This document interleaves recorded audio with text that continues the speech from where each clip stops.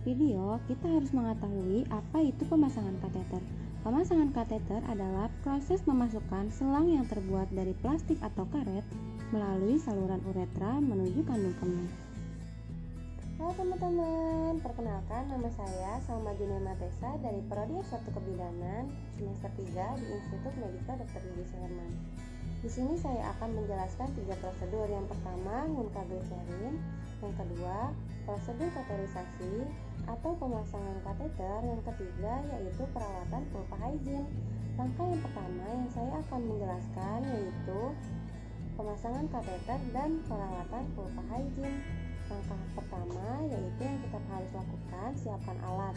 Yang pertama itu ada urin bag, ada kateter nomor 16 untuk dewasa, ada jelly, ada spray 10 cc sampai 15 cc, ada aqua bides, ada plester, ada perlap, gunting, handscoon bersih, handscoon steril, kasa, steril, dan juga bengkok. Berikut alat-alatnya di sini. Ini adalah alat yang telah saya sampaikan sebelumnya.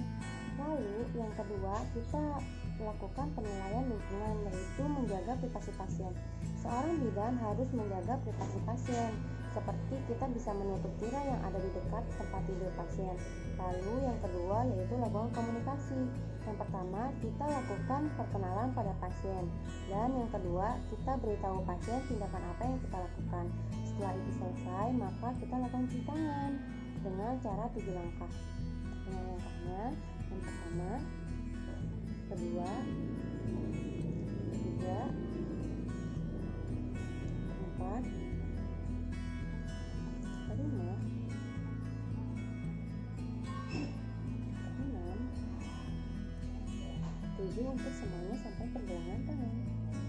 Setelah selesai, lalu pasangkan duk bolong pada pasien. Setelah itu, ambil selang kateter, lalu lumasi atau olesi dengan jeli kira-kira 2,5 sampai 5 cm agar memudahkan selang kateter masuk ke dalam lubang uretra.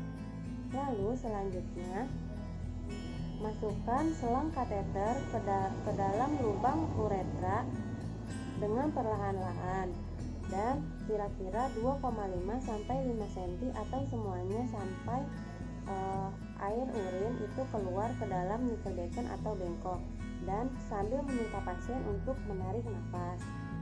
Lalu setelah itu isi balon kateter dengan udara atau aqua bides kira-kira 10 sampai 15 cc sesuai kebutuhan. Jika urin telah mengalir ke dalam nickelbacken atau bengkok, maka ditekan dan diklem.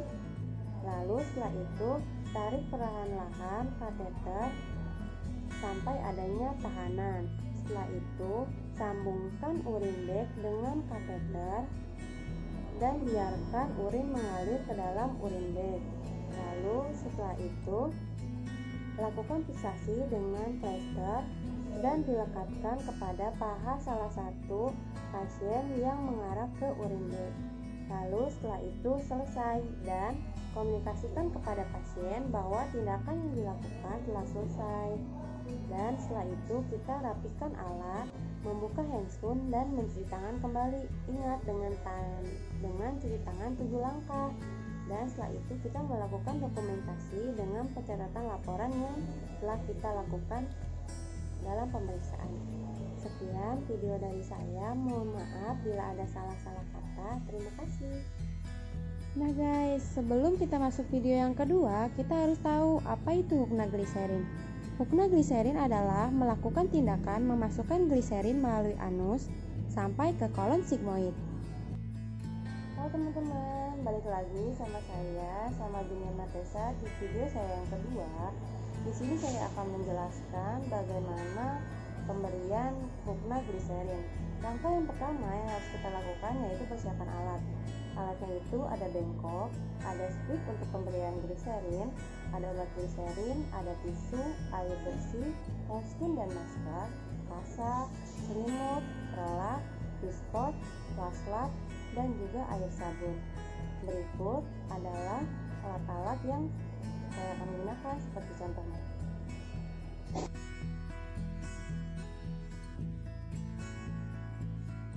Langkah Langkah yang kedua yaitu kita mencuci tangan terlebih dahulu dengan teknik 7 langkah. Seperti ini ya. 1, 2, 3,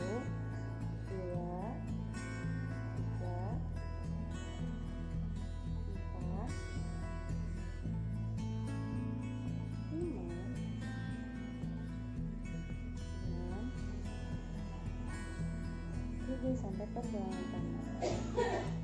Setelah itu kita melanjuti langkah yang selanjutnya, yaitu privasi pasien. Kita sebagai bidan harus menjaga privasi pasien, seperti jika kita menutup tirai yang ada di dekat tempat tidur pasien. Lalu setelah itu kita lakukan komunikasi. Yang pertama kita memperkenalkan diri kita, lalu setelah itu beritahu pada pasien tindakan yang akan kita lakukan. Dan setelah itu langkah yang selanjutnya itu kita menggunakan APD. Apa saja yang kita gunakan, yaitu ada skot, handscoon, dan masker. Lalu setelah itu kita masukkan cairan gliserin atau obat gliserin ke dalam squid kira-kira 10-20 cc. Lalu kembali. Setelah itu kita harus membantu pasien untuk membuka pakaiannya. Dan setelah itu kita harus memposisikan pasien pada posisi sim kanan atau sim kiri, tergantung posisi kita ya. Nah, selanjutnya kita akan melakukan pemasangan perlak pada pasien agar cairan dari tubuh pasien itu tidak berserakan kemana-mana. Lalu setelah itu dekatkan Nickerbacken atau bengkok ke dekat pasien. Nah, setelah semuanya selesai, lalu kita mengambil squid dan pastikan squid itu mengeluarkan cairan gliserinnya karena untuk melumasi terlebih dahulu agar memudahkan memasukkannya kepada anus. Lalu setelah itu masukkan squid ke dalam anus dengan cara tangan kiri meregangkan daerah anus dan tangan kanan memasukkan squid ke dalam anus sampai pangkal kanula. Lalu ujung squid harus mengarah ke sumbu tubuh pasien dan anjurkan pasien untuk bernapas dalam. Lalu setelah selesai cabut atau lepaskan squid dari anus dan simpan ke dalam Nickerbacken atau bengkok. Nah, setelah itu anjurkan kepada pasien untuk menunggu dan merasakan rasa ingin defekasi, dan menunggunya itu sekira-kira 3-5 menit. Lalu sambil menunggu kita kembalikan posisi pasien pada posisi supinasi atau terlentang. Dan jika pasien sudah merasa ingin buang air besar, maka kita harus posisikan pasien pada posisi dorsal recumbent atau punggung yang terlentang. Lalu setelah itu letakkan pispot pada bawah anus pasien atau di atas perolak pasien. Nah, setelah itu jika sudah selesai, kita bicarakan kepada pasien, ibu sudah selesai atau belum. Jika sudah, maka kita langkah selanjutnya harus membersihkan daerah anus pasien dari perineum sampai ke daerah anus pasien menggunakan kasa dan juga air. Setelah bersih, lalu kita ambil wastafel dan diberi air sabun untuk membersihkan daerah anus, lalu dibasuh dengan air bersih. Nah, setelah selesai, lalu keringkan dengan tisu sampai benar-benar kering. Dan setelah itu simpan pispot pada tempatnya dan lepaskan perlak pada ibu. Lalu setelah itu kita membantu memakaikan kembali pakaian pasien. Lalu setelah itu kita melepas APD yang telah kita gunakan. Lalu kita rapikan alat dan mencuci tangan terlebih dahulu. Nah, setelah semuanya selesai, kita berkomunikasi dengan pasien, ucapkan terima kasih pada pasien atas kerjasamanya. Sekian prosedur pemberian hupnaglycerin dari saya, Samba Julia Matesa. Mohon maaf bila ada salah-salah kata. Terima kasih. Assalamualaikum warahmatullahi wabarakatuh.